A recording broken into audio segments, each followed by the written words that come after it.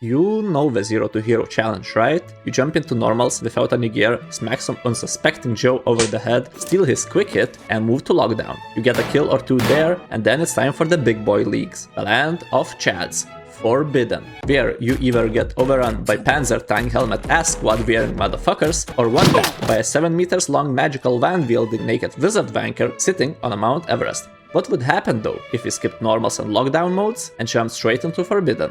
Naked and probably slightly afraid. Would I be able to survive long enough to get a kill and make it out alive? That's what we are about to find out. First raid. We spawn near Villa, which is the main point of interest for most players. A Villa spawn, so I have to first of all drop everything that I have into the water, and we go. I quickly get inside and start looting. First safe? Nothing. I open up the bedroom and get a pleasant surprise. Oh! Here we go! A red with me having literally nothing. Awesome. But I can't sit around for too long and have to keep moving. I get a weapon from a scav. Give me whatever you have, bro. Some heals. And then I hear it. Enemy operators are moving into the area.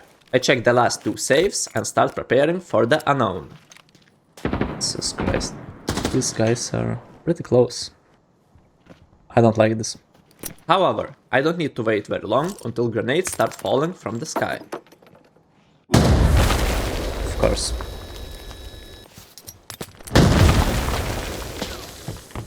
There is more than one enemy and they are trying to surround me. Hello, motherfucker. Oh shit. I can't stay here forever and decide to relocate. I start running away. And with the bell destroying my eardrums, it might have been a mistake. We have to dip, bro. These guys are...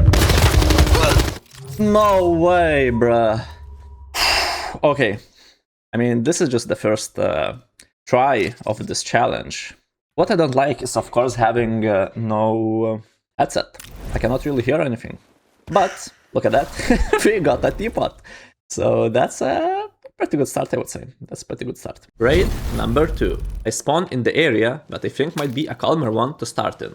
Okay, so this is a calm spawn. However,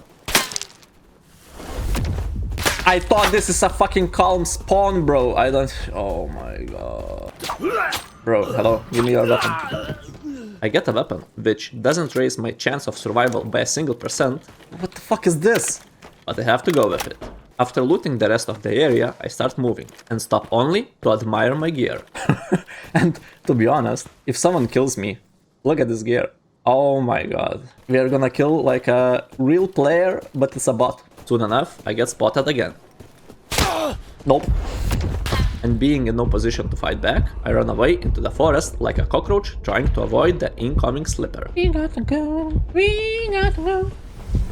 I get away for a moment, but my chest is hurting, ears ringing. I must find a medkit and a better weapon. I feel like there's gonna be someone inside. Yeah, doors are open. Which forces me to get into the port. No, bro, don't kill me. A friendly local provides me with a heal package. Heals. I'm saved. Holy smokes. I quickly check the safe. And while trying to find more useful items, I get smoked from the shadows. Yep, here we go. There was a player. You might enjoy my my gear. Raid number 3. I spawn near Rhino radio station. Alright, game number 3. I can just go and check this safe. There's a scav that I can kill. Gear up, check the safe. Admire my glorious setup once again. I feel like if someone kills me with this gear, we're gonna complain that there's bot players in Forbidden games. Get hit over the head by the bell. And while trying to cross the road towards courtyard, I get met with a surprise attack. Surprise, motherfucker! So far, things are not going very well, but I spawned with a bulletproof plan in my head. I'm going to charge for better guns. Please don't hit me, please don't hit me. No. As much as I would like to stop for these key rooms, I can't waste any time. But, yet again, I'm too late. Jesus Christ, too late. I'm already too late. There's someone at the church. I move closer by hugging backside of the wall and look into the backyard. There's only a scav smiling back at me. If there's a player, they're probably inside the church. So I decide to stick around, and soon enough, I try to look around and spot it. That's a player. Try to shoot him with the BB gun.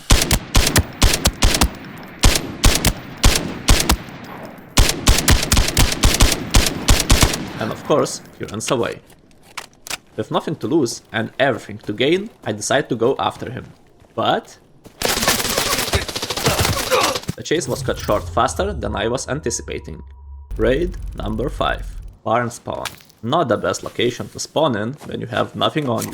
But there's no time to cry about it, and I start moving. I must get a weapon as soon as possible, but not even a minute into the raid, I get met with a barrage of bullets. I ask Kamona gods for protection, and with their help, make it to safety. To express my gratitude for my prayers being heard, I decide to run straight to the church. I borrow a weapon from a friendly local guy, who also blesses me with some heals. With things going pretty well so far, an optimistic thought crosses my mind. Maybe this is the run. I loot the safes, and while searching for more useful items, I hear steps outside. Someone is approaching. In fact, not someone, not some two, but possibly some three. Seems like we're being careful, clearing every room. I climb the box in the timeout corner and stand there just like when I was a kid. My blood pressure is rising and I try to think of how the situation could play out in my favor. And just as empty thoughts are flying through my head, I get discovered.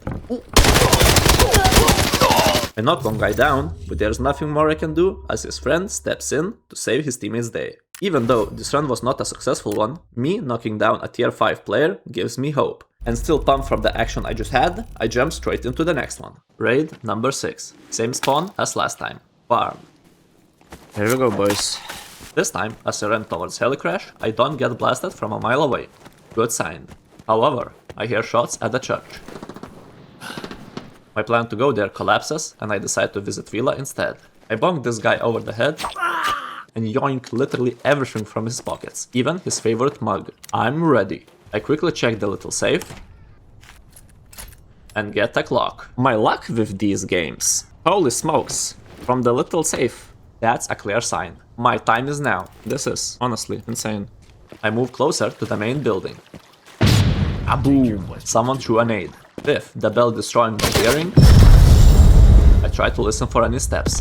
Any clues the enemy operator could give me of his location. Holy smokes, this is so low. Then the door opens right next to me, and I spray him down. Slight panic from the adrenaline. There is no way. But this is not the time nor the place for emotions. I have to loot and move out fast. Explosions and shots attract players like honey attract bees. And someone is probably already on their way. I grab what I can, and just because I'm feeling lucky, I decide to check the rest of the safes. This one is looted. So I pack it up and decide to go for the extra. I get inside the phone booth, dial the number. Yeah, hello, Habibi, how are you? And wait. 40 seconds. And we might be out. So let's see if no one rushes us. And I mean, the challenge is gonna be complete, you know? Or is it? There is a guy right there. I see him. My smile fades away as I see a tier 6 Chad trundling towards me. During the last 10 seconds, I ask Kamona Gods for protection once again. And as the Chad gets close enough to give me a kiss, tier 6. We extract together. And he extracted with me. Ah, so good. Alright, here we go. Operators eliminated. Only one, but that's the challenge, I suppose. We got a red as well. You know, it would be pretty hard to kill someone like this guy who was just rushing me, tier 6. I mean, the kill is not the best, but it's still something. And I count this as a challenge completed. Let's go. We ain't slowing down, baby, come and show me how. Gotta do it right now, you know you gotta hold me down. Can I let the moment pass? Good things, they never last. Pull up in a whip.